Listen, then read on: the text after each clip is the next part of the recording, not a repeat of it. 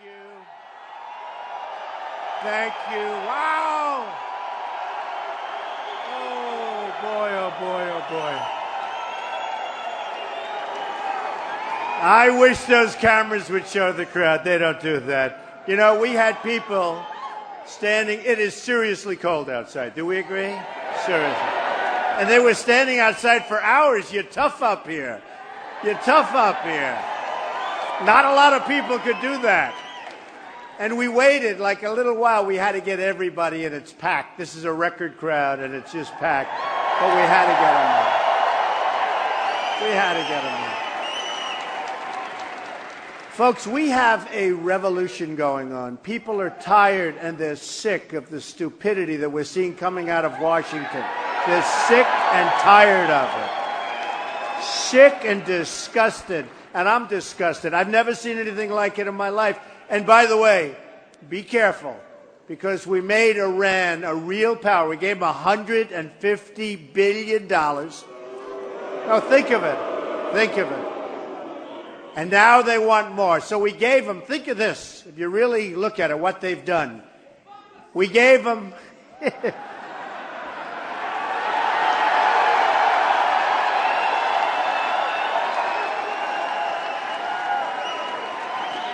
You see, I'm not allowed to say that. So, good job. Oh, that's beautiful. That's beautiful. But we gave them $150 billion. We didn't get our prisoners back at all. We didn't get anything. We got nothing. We'd go in and say, we need this point. They'd say no. And we'd say, oh, let's go into the next one. We didn't win anything. They self-inspect. How about that? And where they don't self-inspect, they have 24 days to give you the area. And that 24 days could start in a long time before the clock starts ticking. What's going on is crazy. And then I said to myself, what a deal. What a deal. How we give them $150 billion and everything else. Everything else. And we don't even get our 4 great people back that don't deserve to be there. One is there because he's a minister, he's a pastor. I mean, they don't deserve to be there, folks. And now they want to start a negotiation for the prisoners. Can you believe it? So now we're going to have to start, and they want a lot. They've informed us they want a lot. These are amateurs. This is rank amateur. It's something. I tell you what, actually, it's hard to believe. So I used to say it was incompetent. Then I said, you know, I went to an Ivy League school. And it's interesting because the press say, oh, I'm plain spoken. I'm not. My uncle, for many years, was a professor at MIT. You know, we're all smart people. We are really smart. Nobody plain. I believe I have the smartest audience of anybody. Nobody close. I really believe it. Nobody close. No, there's nobody close. And we understand what's going on. But think of it. So about 2 weeks ago, I started saying, well, wait a minute. This is the greatest deal I've ever seen, the Iran deal. One of the great deals I've ever seen. One of the dumbest deals I've ever seen negotiated. Kerry has no idea what the hell he's doing. He comes from your parts. I blame you. I blame you. He comes right from the area. I mean, I have to blame you. We'll blame, hey, New Hampshire, let's blame Massachusetts for Kerry. So, no, I mean, the deal he made is just incredible. But think of what they're getting. So they get the deal. They get all of the things that they're getting. There'll be a nuclear power quickly. They're rich as hell. Now they're going to be fighting everybody. But what else do they get that we never talked about? They get Iraq with the second largest oil reserves in the world. And they've been after Iraq forever. Forever. They've been fighting. You know, they were equal powers. And they go this way, that way, this way, that way. They go home and rest for a couple of years, then they start fighting again. We decapitated Iraq, and I was always again. I'm the most militaristic person in this room, except for that guy. Except for that guy. Now, I see one guy, that guy might have me. I am the most militaristic person in this room. And we're going to make our military, just like they said. I never saw the piece that they just played. I want to see if it's any good. Is it any good? I don't know. We've never done it. First time. It's the first time we've ever played. I said, would it be, you know, I'd like to see it before you put it on. But I heard backstage, and it talks about, you know, the military. We're going to make our military so big, so strong, so powerful that nobody is going to mess with us. Nobody. Nobody. And we're going to take care of our vets like they're supposed to be taken care of, by the way. Because they're not being taken care of. So, when you think about it, Iran not only made a great deal, but they also got something that they've wanted forever. They got, and in the old days, they didn't want it for the oil, they just wanted it. But now, they also want it for the oil. Remember this.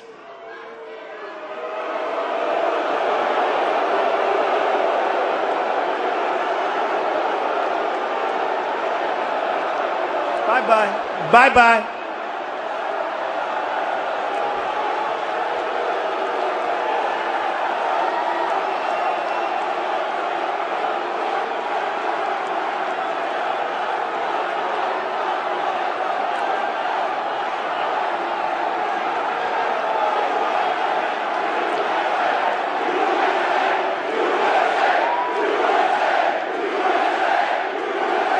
USA, USA, USA.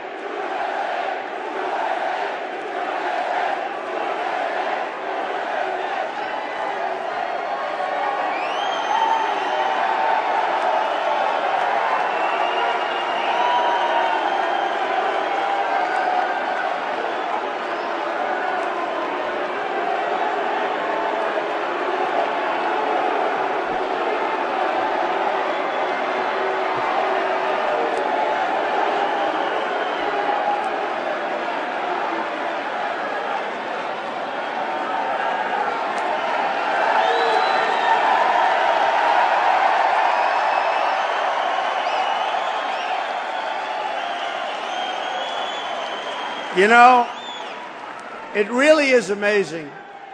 And we have to a certain extent, be a little bit ashamed of ourselves, because for the last 8 years, we should have been doing the same thing.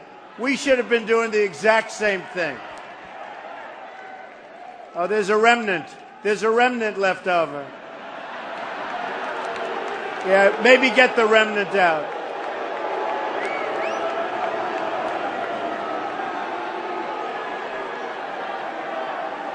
Yeah, get the remnant out. Thank you.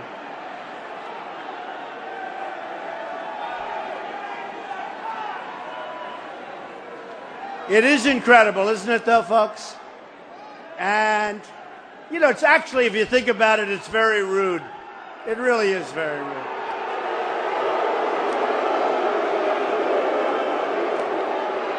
But I remember when Bernie Sanders, when they took over his microphone, that's not happening with Trump, folks. That's not happening with Trump.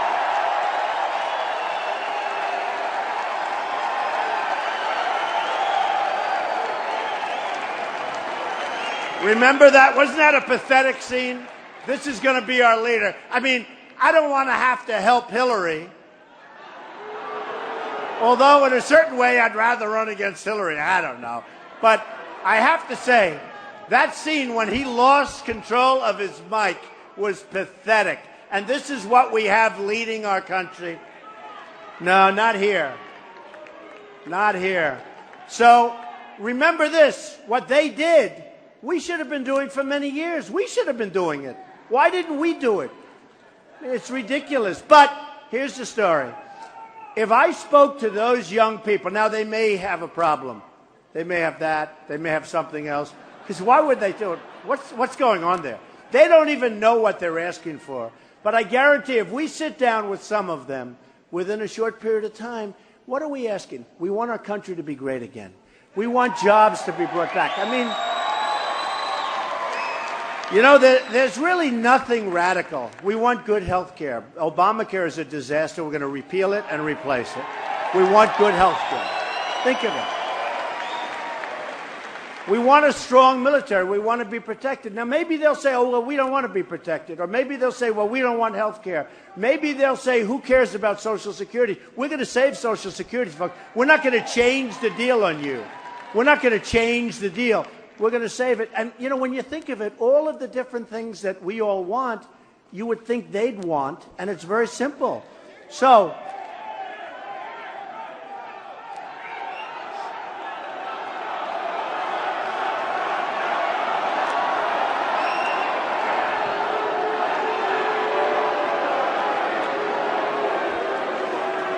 is that a friend or a foe? I didn't know. I don't know. It doesn't matter. They're all friends. We're all friends. You know, I tell people, sometimes I'll be rough. I'll say, get him out of here. It's true. And the press will go, he was so mean. And then one time, 2 weeks later, I said, it was a rough person. I said, you know what? It doesn't matter. Treat him really, really nicely. And I got criticized for being too nice. What's going on back there?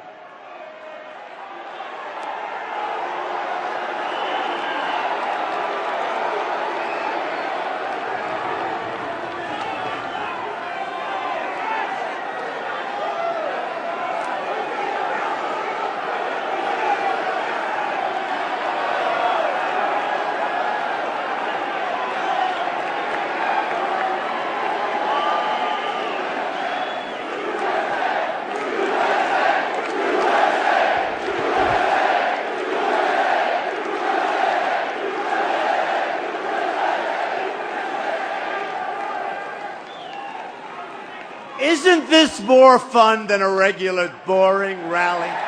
Seriously. Isn't this? To me, it's fun. And you know what? We have a lot more time than they have, because right now they're being sent out into the cold. You know? And it is true, though, if you could talk to these people, we would, I mean, unless they have bad intentions, which is possible, or unless they're doing something they're not supposed to be doing, you would think that they'd want to see a strong country, a great country, great health care, all of these things that we talk about all of the time. Strong borders. And by the way, we will build a wall. We're going to have a strong border. We're going to have a strong border.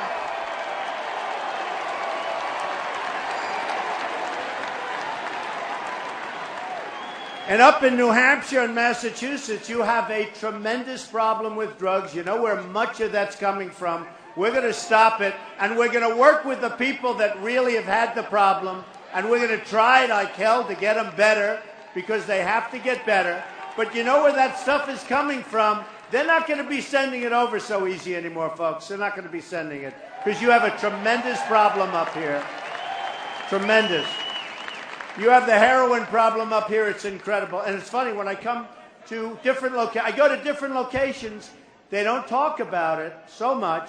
I come up to New Hampshire, I come up to Mass, no matter what, the first question, the second question is heroin and what's going on. People don't even get it. I mean, they look at it, they don't get it. We're going to put an end to it to a large extent. To a large extent, we're going to put an end to it. We're going to work on it. It's a serious problem up here. So we get these big crowds. We have the tremendous support. We have the polls that are going through the roof. I'll read them to you in a little while. Boy, I love to read them. You know, you'll know I'm number 2 if I ever stop reading polls, right? But look at what happened. People wonder why. And look at last week. You saw what they passed, right? The budget. I didn't even know it went so fast. It went so quickly. And you look at it. They want to fund Obamacare, fund Planned Parenthood, fund global warming, fund the Syrian refugee program where they're going to pour into the country. They got everything. I'm saying, where are the Republicans? Where are the leadership? There's no leadership. They got everything. And it was done so quickly. It was done like, it seemed like it was done in 24 hours. It was done. Right? It was done so quickly. Those days are over. We're going to do something in Washington that maybe has never been done before. You know, they're saying what's happened with us, and it's not me. I'm a messenger in a sense. It's all of us. It's a movement. I'm telling you, it's a movement. It's a movement.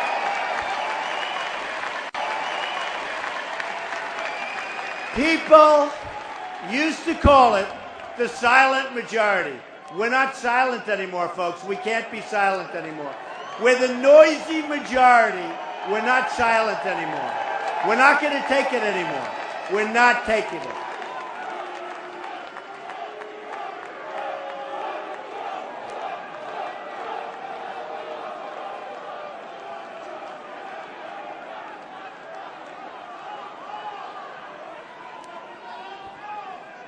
They remind me a little bit of Hillary. Yeah. No energy, no stamina, no strength. Yeah. True. So we have a ways to go. We'll get to Hillary. You know, a poll came out today where I beat Hillary and I'll beat Hillary. Look, we haven't even focused on her yet. We haven't even talked about her much. I've been too busy focusing on these. We had 17. Now we're down to 14. A lot of people dropping out. This guy, Jeb Bush, he does commercials. He's in favor of Common Core. Think of it. He's in favor of Common Core. He says they come over the border as an act of love. How about that one? An act of love. Tell that to the people that were killed. It was an act of love, all right? So I look at what's happened, and I look at the people that I'm running against. Some I like, some I don't like so much. I'm not supposed to say that politically. It's not politically correct. But we gave up now, folks, on political correctness because we don't have enough time. We don't have enough time. We truly don't have enough time. So just to conclude, because we were very rudely interrupted with Iran. Horrible deal. But what did they get? What did they get? They got Iraq. And now what are they looking for? They're looking for Saudi Arabia, folks. You know, I've been very, very good at predicting things. I said take the oil. For 3 years I've been saying, 4 years, take the oil, take the oil. They never took it. Now they want to take the oil. But I said take it and keep it and give some of it in terms of the form of money and profit to the veterans and the families that have lost people, which is peanuts compared to what we're talking about. I said take the oil and keep it, not just blow it up. And honestly, these people don't understand. For instance, when I said build a wall, and then I always say, and who's going to pay for the wall? Mexico. No, Mexico's going to pay for the wall. And the people that are up on the stage will say, they won't pay. Why would they pay for the wall? You know why? Because they make a fortune with us every year. We give them a lot of money. Our trade imbalance, our trade deficit with Mexico is enormous. By comparison, the wall is peanuts. We're going to build. Now, then they say you can't build a wall. I'm really good at building things. I'm the best. I'm the best. What I do is build. And I build under budget, and I build ahead of schedule, under schedule. I build good. And I'll tell you, we're going to have a beautiful wall. It's going to be a real wall. It's going to go nice and high. And it's going to look good because someday they'll name it the Trump wall probably, you know.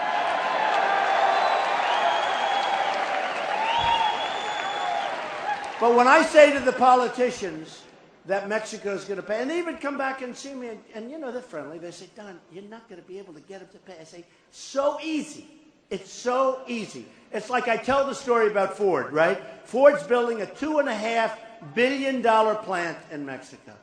What do we get out of it? We get nothing. They close up factories in Michigan and other places. We get nothing out of it. They're building it, and I would tell them, folks, you're going to sell cars to us. You just let all those jobs go.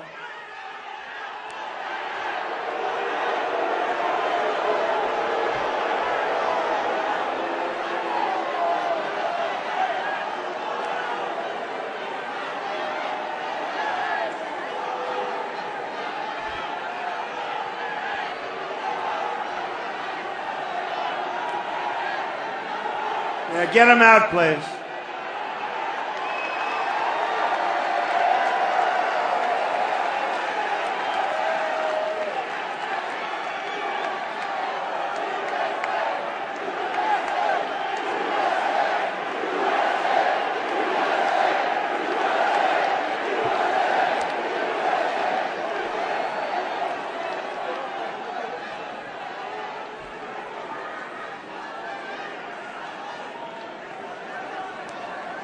You know the sad part, it's such a small group of people.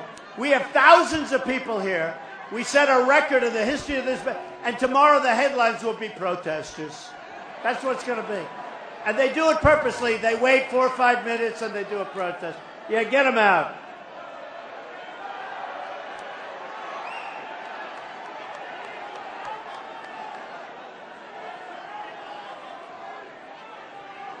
See, in the old days, you wouldn't have that because it would be pretty rough when they take them out. Nowadays, we have to be politically correct and take them nice and easy. Sir, would you please come with us? Sir, would you please? In the old days, this wouldn't happen. In the old days, it wouldn't happen. And by the way, the police, they're over there. They do a great job. They are great. They are great. They're getting pretty well beat up. These are great people. They're great people. So when Ford builds a plant in Mexico, spends $2.5 billion, and one of these political people, assuming they were in that position, they will let them happen because I'm self-funding my campaign. I'm putting up all my own money. Nobody knows the game better than me. Nobody knows the game better than me. And all these people, you see these funds where they have Jeb, $128 million. This guy spent $59 million, and he's at the bottom of the barrel. No, it's amazing. And I'm guilty. You know, I feel so guilty because I spent nothing and I'm at the top. Wouldn't it be nice? And you know, one of the very good reporters asked me a question before. Why are you even spending money on this? Because I'm going to take like a couple of $1 million a week and spend it. I said, honestly, I feel guilty. I feel guilty. All these people are spending all this money. I feel a little guilty. I used to tell people, I spent nothing. Jeb spent $59 million. He's at the bottom of the barrel. I'm I'm so far. Wouldn't it be great if we could do that for our country, where we spend less? Really? Wouldn't it be great? I mean, Hillary, I looked at her office bill. Her office space in New York, it's all beautifully built out. The money they spend, and the money these enablers, I call them, they're enablers. The money they make for raising money is incredible. One of the campaigns, according to the Los Angeles Times, had $6 million raised. And out of the $6 million, you know how much was left for the campaign? $140,000. I want to go into that business. I think I'm not going to run. I'm going to go into that business. Bye. I would have, if I wanted to take money, the money that, you know, when you hit number one, the money that's being offered, people, they call me, Don, I'd love to give you money, whatever the hell, whatever I wanted. I would have the greatest fund ever put together. I'm saying no. I feel guilty. You know, my whole life it's been about taking money, making money. Let's make more money, more. It's been my life. And now I'm going into culture shock. I don't want money. I don't want it. I'm turning down all this money. And when I was in Iowa, I said to a group, look, I'm being offered a lot of money. Can I please let it come in? And I promise it won't influence me. And they all stood up and they said, no, no. They were screaming no. And I understand what they mean.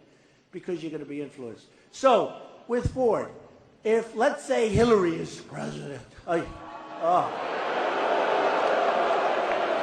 more years of Obama, that's what you call it. So let's say Hillary. So they'll say, you know, it's really one of those things, but it's a very bad thing for the country. And she'll say, yes, you're right. We're going to not let it happen. So what happens is the lobbyists and the special interests will see the president and say, they contributed $5 million to you. You can't do this. Somebody. And they'll hire the different groups. I do that. I mean, I have so many people. These lobbyists, I know them. They're coming out of my ears, okay? I know the lobbyists. I know the special interests. Believe me, they're very smart. They're very strong. So they'll say, we can't let this happen. And she'll say, you're right. When the lobbyists talk to him, when the special interests and the donors speak to him, they're going to let it happen, and that's the end of it. With me, here's the story. President Trump, okay? Let's hope. Let's hope. President Trump. So, President Trump is there, and Ford has moved this big plant, and they want to build in Mexico. And I'm going to say, fellas, not going to happen.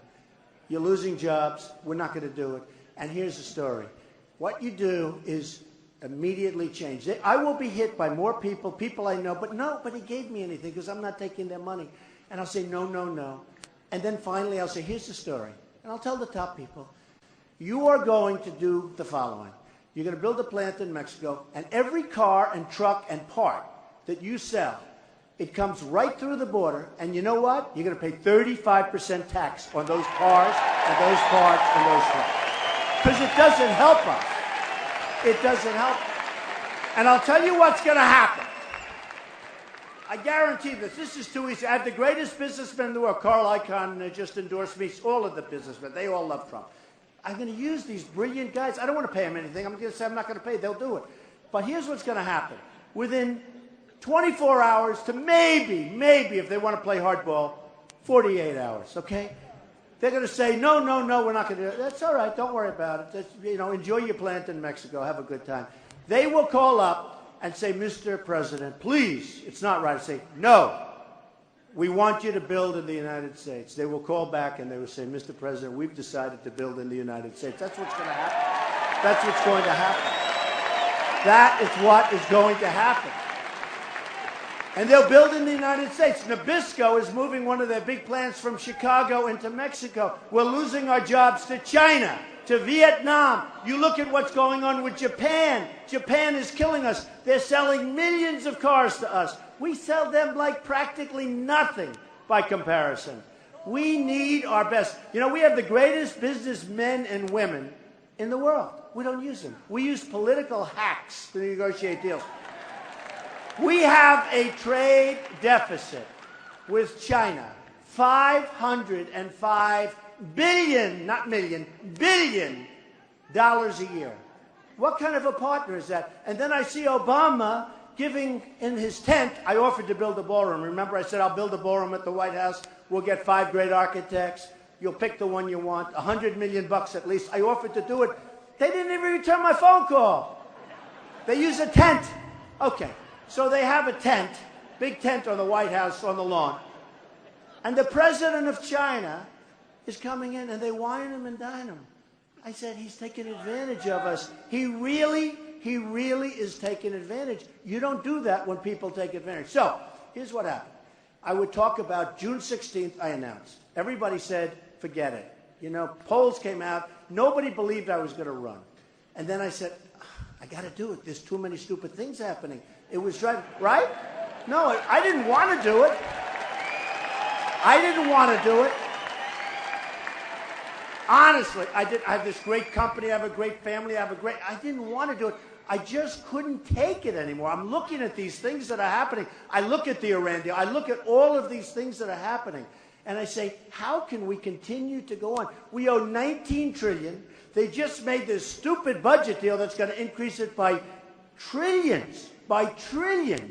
And it went so fast. And everything that you don't want is in that budget.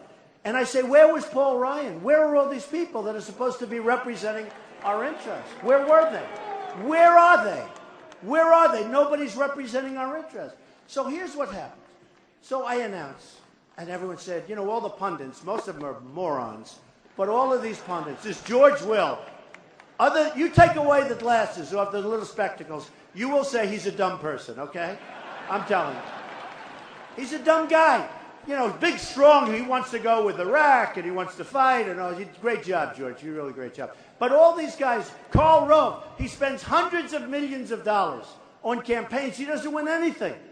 In fact, the commercials that were done for the Republicans were so bad, I thought they were done for the Democrats. I wanted to hire the guy that did them. Then I found out it was reversed. We have people that aren't good. We have people representing us that are not good. They're not doing us any service. So I said, I'm going to run. And it takes guts, believe me. I really thank you, man. Thank you. No, it takes guts. And I tell the story, the famous escalator in Trump Tower. I said to my wife, I never saw that many cameras. See all those cameras back there now? All live. Every speech I make has to be live. I mean, nobody else said. The other guys, they speak and they give the same speech over and over and over. They read it. They have teleprompters. For 200 people, they'll have a teleprompter. I don't use teleprompters. You know what I use? I don't use teleprompters. We have a president that uses teleprompters. Believe me, I don't use teleprompters. It's a different thing. When you get up before large crowds, thousands and thousands, like this is a record for the building. When you get up into these large crowds and you speak from the heart, believe me, it's a lot different. I tell the story. A friend of mine who's a very, very successful guy, very, very successful. And I was speaking in Dallas, and I have 21,000 people in the arena, the Mavericks arena, packed. And it was great. And he couldn't believe it. He said, could I see a copy of your speech? I said, what speech? I don't do copies. He said, I speak. There is such love in the room. And I told him that. He didn't understand it because he's not a guy to do this. I say, there is such love in these rooms. Here, Dallas, no matter where I go. Here, we're in Massachusetts. We go to New Hampshire. We go to Iowa. We go to South Carolina. We go to Nevada. No matter where I go, we go into Florida, where it's been incredible. I go to Texas. It's all the same. It's love. It's love. They love our country. They love our country. You know, the theme is Make America Great Again. They want to make America great again. That's what's going to happen. We're going to make America great again. We're going to use our best people. We're going to use these people that I talk about. We're going to make this country maybe better than ever before. And we can do it. We can do it. Because the people are so amazing. So when I told my friend, I said, no, I go up without notes, without anything. I don't read the speech. I don't do the teleprompter thing, which would be so easy. Wouldn't that be easy? I have 2 teleprompters. I watched Hillary the other day. She has the biggest teleprompters I've ever seen. In fact, if you're sitting on that side of the room or that side of the room, you can't even see her because when they're outside, they're painted black. So you can't even see her. But she's got the biggest teleprompters. We don't need 4 more years of Obama, and that's what you're getting with Hillary. That's what you're getting. No, that's what you're getting. And I believe it might be even worse, if you want to know the truth. It might be worse, okay? And we don't need that. But I speak from the heart. And I said to my wife, boy, I'd rather not do it. And I looked down, and in the atrium of Trump Tower, it looked like the Academy Awards. It really did. I've never seen so many cameras in my life. We have a lot. Look at all the cameras here tonight. And all live television. You're all on live. Wave. Hi, folks. And I wish, you know, I always do this. I always do it, but I wish they'd turn the cameras and show the audience, but they tend not to do it. They tend not to do it. They tend not to do it. They don't like to do that. We won't do it too much tonight. But I said, oh, wow. They're doing it. Wow. They're doing it. Whoa.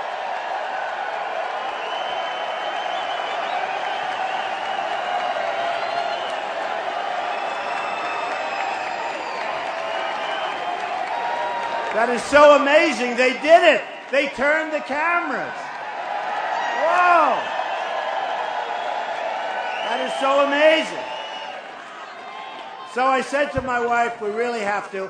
And I'm at the top of the escalator. And believe me, it takes guts. Oh, I love that man. Look at, stand up. It says Trump and Tom Brady. Look together. I love Tom Brady. I love him. Tom, we got to get Tom better. We got to get Tom better. Remember this, Tom Brady injured is still better than anybody else, okay? So remember. That is the coolest shirt. I got to get one of those shirts. Look at that guy. Turn around, show that to those cameras. They won't put it on, but show. That is beautiful. I love that. That is beautiful. Well, Tom has been very nice to me, and Tom's my friend, and he's been saying great things about me. You know that, and I'll tell you what, he's a champ and he's a winner, and that's what we need in this country. We need people like that. We need it. So I said to my wife, got to do it, got to do it. And we went down the famous escalator, right? Boom. And she was waving, and I was waving, and I said, man. And then I brought up a thing called illegal immigration. And nobody, I'm telling you, and did I take heat? Did I take heat? Rush Limbaugh, who's a great guy, said, nobody has ever taken more incoming than Trump. And I stuck with it. And I believe, and then you had the problem, I mean, so many problems. But you had Kate, beautiful Kate in San Francisco, killed by an illegal immigrant. And you had so many others. You had so many others. And then they started seeing the crimes. Jamil in Los Angeles, young guy, shot in the face for no reason whatsoever, was going to go to one of the great colleges on a scholarship, and horrible. You had the woman, veteran, wonderful woman, 66-year-old veteran, and retired, proud, raped, sodomized, and killed in Los Angeles in California, and so many others. And people start saying, well, Trump is right. And I'm not even talking about the economic impact and the other impact. And I want people coming into our country, but they have to come in legally. They have to come in legally. We can't have this.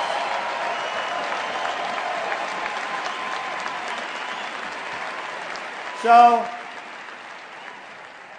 I said to my wife, I took a deep breath. That's what it is, because it takes guts. I took a deep breath. I said, let's go. Come on. And we went down into that area with the cameras, and I spoke again from the heart, and it was an amazing day, and what's happened since then has been incredible. People have said there's never been anything like it, and it is a movement. The reason this arena has never been used, because nobody could fill it up, nobody could even, I mean, these other candidates that come, if they have 59 people, it's true. We get 10,000 people. If they have 59 people, if they have 103 people, we had a case where we had 4,500 people in New Hampshire, and fairly close down the way was Jeb Bush, where he had 104. No, it's true. But they had the advantage because they all fell asleep. They got a good night's sleep. My people don't. So we went out, and I did it, and we started telling the country what's going on. And a lot of people, you know, the George Wills and these characters, they say, well, he won't run. He's just having a good time. It's not having a good time. As much as I love you people, I could be doing other things right now, I must tell you. I could be doing other things. But I said, we have to do something. We have to do something. We have something that's so great we can't lose it. We're going to lose it. The way we're going right now, think of it. We have a military that doesn't perform. We have generals that go on television all the time and talk. We have a president that when he sends 50 people over, he has a news conference to announce that 50 people are going over to Iraq. So now the enemy is looking for those 50 people. Why can't he keep his mouth shut? Why can't he just let them go? Right? Why can't he let them go? You know, you get these generals. Do you see them? They're always on television. They're talking. Whoever, you know, do you think the great General George Patton would have been talking on television? He does. He shoots. He does. General Douglas MacArthur, they don't talk. These were generals. And we have talent. We have real talent in our military. I know the West Point guys. I know the Air Force guys. I know the naval guys, the Annapolis guys. These are tremendous guys. We have that in those ranks. But, you know, today we let one of our best generals go, tough and rough, and his people loved him. But he used foul language, okay? You think General Patton might have used a little foul language as he was destroying the enemy? And I see one of these generals, I won't mention names because he looks like he's a nice guy. Who cares, right? But they're asking about ISIS, and he said, oh, it's very tough. It's very tough. It's probably 30,000, maybe 60,000 max, but probably 30, 40,000 people. And they're really, I mean, they're bad. They're bad. They chop off heads. When Hillary said, I don't like the tone of Mr. Trump, the tone. They're chopping off people's heads in the Middle East. The tone, she's worried about tone. I'm a much nicer person than she is, but we have to be tough, and we have to be vigilant.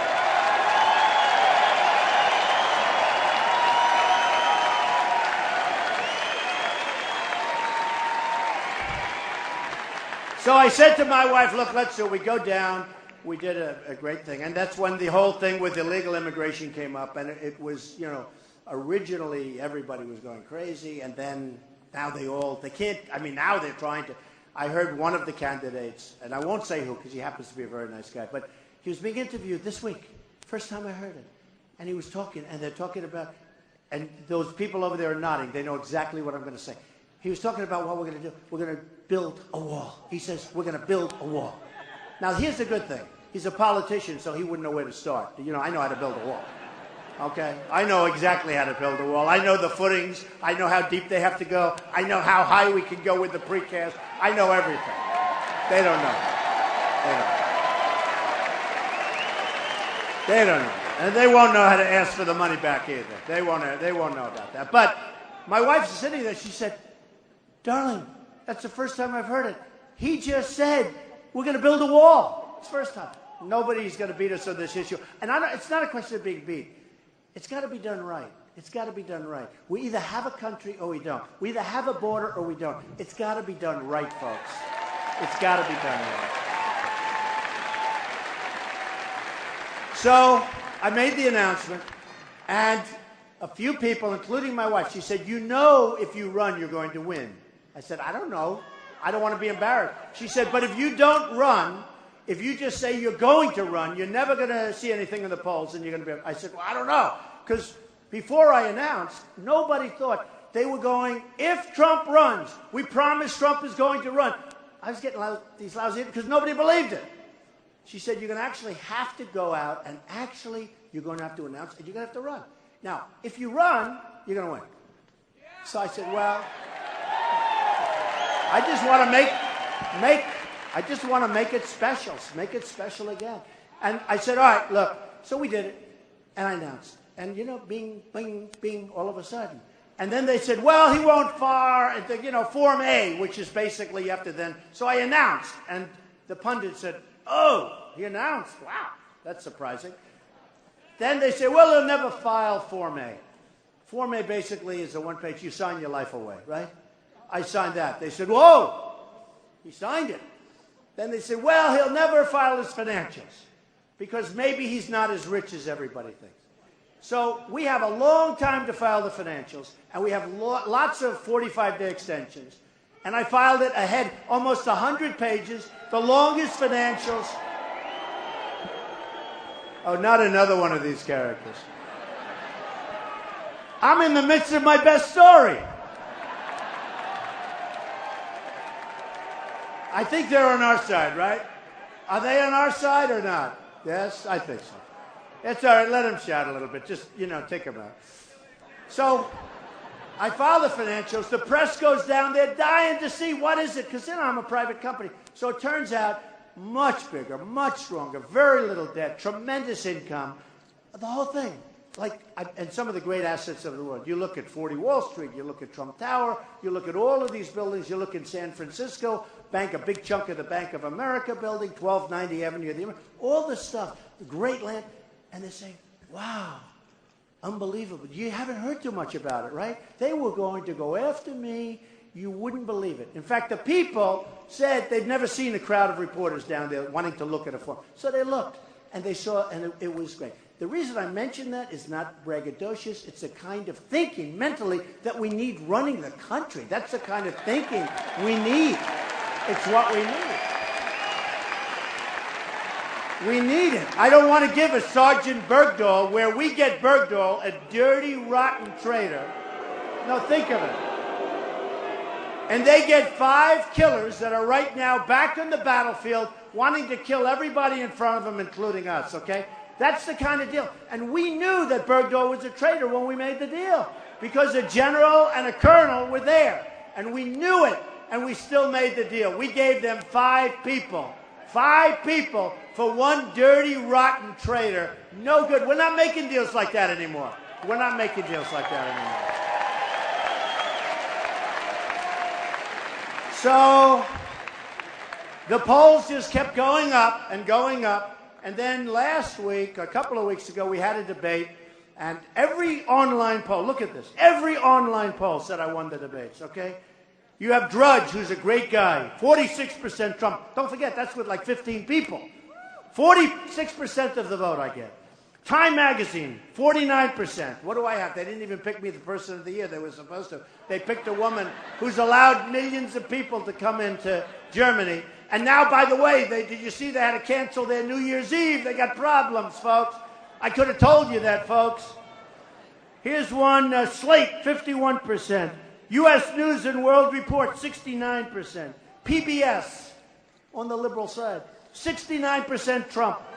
So anyway, all these things. Fox, 62%. All of them. CBS, 59%. So I get all these great things. Then I go back, I turn on the television. Because, you know, these people are the most dishonest people. I'm telling you. No, they are the most disgusting and dishonest people.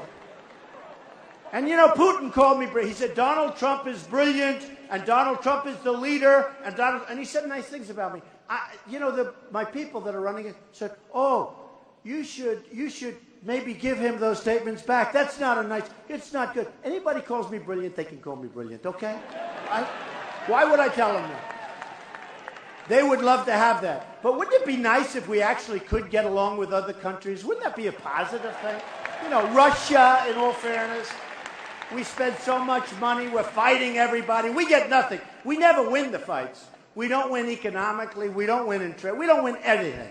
If we could get along with people, but get along smart, it would be so good. There'd be peace. And we can use them to knock out ISIS because we're going to knock the hell out of ISIS. I can tell you.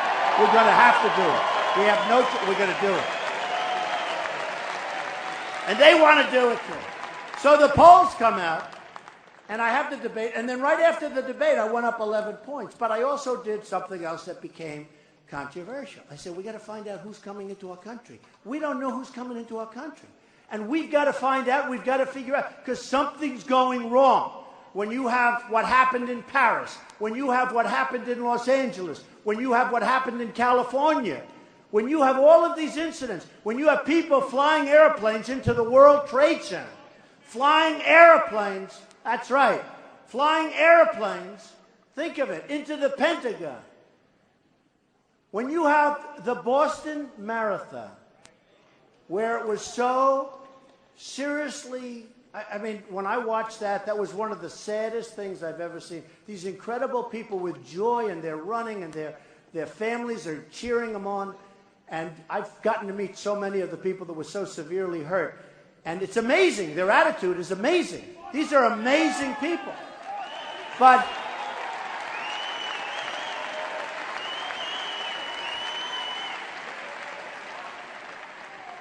there's something going on, folks, and we got to get to the bottom of it because we can't allow it to keep going. We can't let it. So we got to get to the bottom of it. And what happened, we had the debate, and I went up 11 points. I went up to 39 and 40 and 41 and 42 in one poll. And CNN came out with a big poll. 36 for Trump. Second was 16, 14. 4.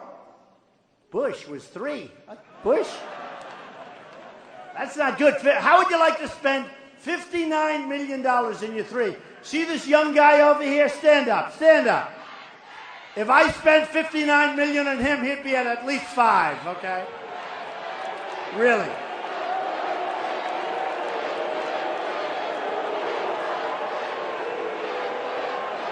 Get him out.